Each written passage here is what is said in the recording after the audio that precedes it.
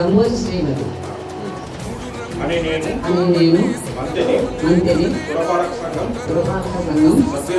సభ్యురాలిగా శాసనం ద్వారా నిర్మితమైన భారత రాజ్యాంగం పట్ల నిజమైన విశ్వాసం విధేయత చూపుతానని భారతదేశ సార్వభౌమాధికారాన్ని సమగ్రతను కాపాడుతానని నేను స్వీకరించబోయే కర్తవ్యాన్ని శ్రద్ధాశక్తులతో నిర్వహిస్తానని దైవ సాక్షిగా ప్రమాణం చేయుచున్నాను.